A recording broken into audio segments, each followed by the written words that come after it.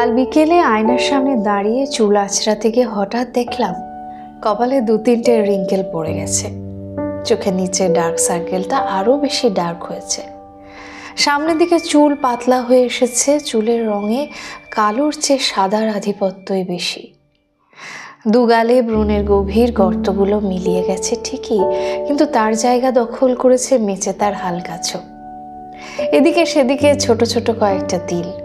চামড়ার সেই আঁটোসাঁটো ভাবটা যেন কিছুটা শিথিল হয়ে এসেছে। খেয়াল হলো বহুদিন হয়ে গেল সময় নিয়ে আয়নার সামনে দাঁড়িয়ে নিজেকে দেখা হয় না, তাই ভাঙাচোরা আর পরিবর্তনের চিহ্নগুলো এতদিন চোখে পড়েনি। লক্ষ্য করলাম আয়নাতেও সাদা সাদা দাগ ধরেছে, ফ্রেমের আনাচে কানাচে জং। মৃদু হেসে আয়নায় হাত বুলিয়ে ফিরে এলাম সেখান থেকে। যেন নিজের কিশোর বেলাটা একবার ছুঁয়ে দেখার চেষ্টা করলাম মাত্র। আসলে 30 থেকে 40 বছরের মধ্যে যারা আছি আমরা সবাই জীবনের একটা সন্ধিক্ষণে দাঁড়িয়ে আছি। নিজের বয়স হয়ে যাচ্ছে এই নিয়ে চিন্তার থেকেও আমাদের আজকাল বেশি ভাবায় বাবা মায়ের বয়স বাড়ছে, ওষুধের প্যাকেট আর হেলথ চেকআপের রিপোর্ট ভারী হচ্ছে। মানুষ দুটো শাসন করা কবে যেন বন্ধ হয়ে গেছে, বরং সংসারের সব বিষয়ে সিদ্ধান্ত নেওয়ার অধিকার আমাদের উপর ছেড়ে দিয়ে ভারমুক্ত হতে চাইছে। থেকে থেকে অদ্ভুত একটা ভয় হয়, শুধু মনে হয় কর্মচঞ্চল মানুষ দুটো ধীর স্থির গতির হয়ে গেলেও কখনো যেন অথর্ব না হয়ে যায়। আমরা চিরকাল যেন তাদের হাতের তালুর যত্নে থাকতে পারি, তাদের যেন আমাদের হাত তোলার মধ্যে থাকতে না হয়। যারা 30 থেকে 40-এর মধ্যে আছি, কেউ কেউ কেরিয়ারে সেটেল, কেউ বা এখনো পায়ের তলার জমিটা পোক্ত করার লড়াই চালিয়ে যাচ্ছে। কেউ পার্সোনাল লাইফ নিয়ে ব্যস্ত, অধিকাংশ বন্ধু বান্ধব যোগাযোগবিহীন।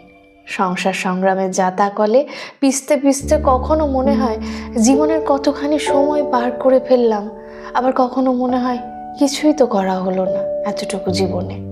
আরো কত কিছু দেখা বাকি ছিল, কত চাওয়া পাওয়া ছিল, কত কিছু দেওয়ার ছিল। কখনো কখনো মনে হয় জীবনের দিনগুলো বড্ড একঘেয়ে, কাটতেই চায় না।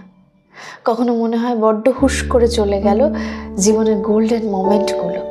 বুড়ো হতে না চাইলেও হু হু করে বার্ধক্যের ছায়াগুলো যেন এই বয়সে এসে আমাদের জাপটে ধরে।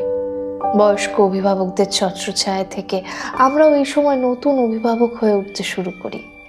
না পাওয়ার বেদনাগুলো লুকিয়ে রেখে অন্যদের চাওয়া পাওয়াকে প্রাধান্য দিই।